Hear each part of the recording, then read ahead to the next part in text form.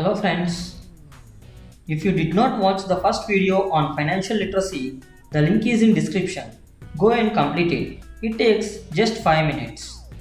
Now let's move on to the next part. Here, firstly we will discuss personal balance sheet. Personal balance sheet helps to determine and access our current financial situation. It is a snapshot of your financial situation on particular day and time. It tells where are you in your financials. It tells how much you own and how much you owe. You can prepare it monthly, quarterly or yearly. It gives your net worth. When we subtract liability from assets, then it is our net worth. So you put all your assets at first, not your purchase value, but the present market value of the assets. Before proceeding further, let's see two basic definitions. Asset. Asset means more like properties that we actually own. Assets include monetary assets, that is cash, money in savings account, etc. Tangible assets. These are whose value declines as time passes. They are vehicles, furniture, etc. And the other type of asset is investment assets. They are bonds, stocks, fixed deposits, mutual funds, buildings, lands, etc. Now liabilities. These are more like debts. They include loans, EMIs, borrowings, etc. After listing all the assets, we will calculate the total worth of the assets. Then we will list all the liabilities, that is money which we owe to others. We will calculate the total worth of our liabilities, subtract the total worth of the liabilities from the total worth of the asset. It gives us our net worth at that particular time. Now let's see how a personal balance sheet looks like. So this is how a personal balance sheet looks like. It has date, the list of assets and their present value. Then we will sum up the present value of all the assets to get the total value of assets, and then the list of liabilities and their present value and the total value of the liabilities.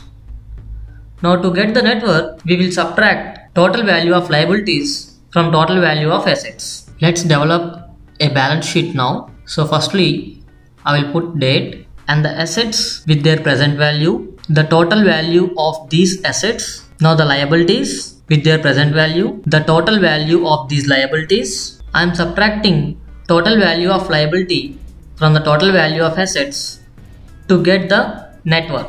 Now it's time to discuss budgeting. Budgeting means distributing income and expenses over a particular period of time.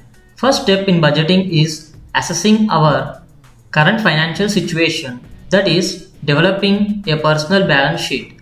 Second step is to calculate the cash inflow for the selected period of time. In third step, we will sum up the cash outflow during that period. Fourth step is to compare the inflow and outflow to see if we were in deficit or in surplus of cash for that period. Finally, we will make necessary adjustment to match our inflow and outflow and the savings we are expecting. This is how a budget sheet looks like. It includes total income for a particular period and the total estimated expenses during that period, and finally we will subtract the total expenses from total income to get the net savings. Now let's create a monthly budget sheet. So firstly, we will list all our incomes on the left side.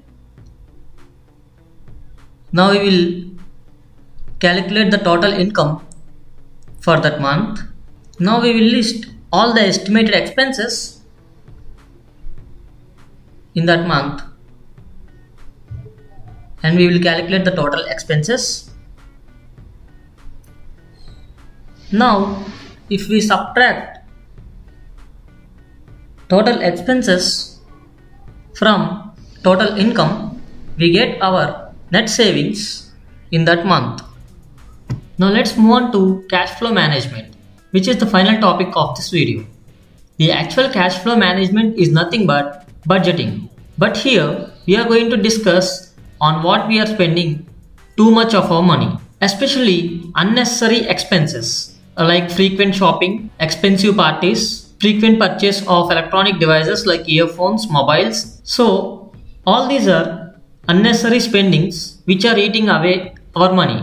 So we have to divert all these expenses into our savings or investments. Accumulation of emergency fund is of more importance. The prevailing pandemic situation was an eye-opener for almost all of us to realize how important emergency fund to meet the unexpected expenses without disturbing the financial stability.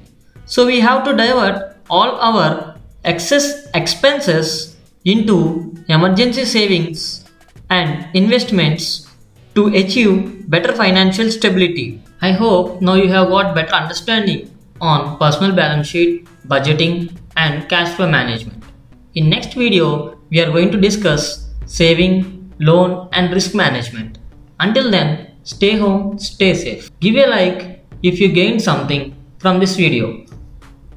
Comment your doubts and suggestions. Subscribe eSquare YouTube channel if you haven't subscribed yet. Have a nice day.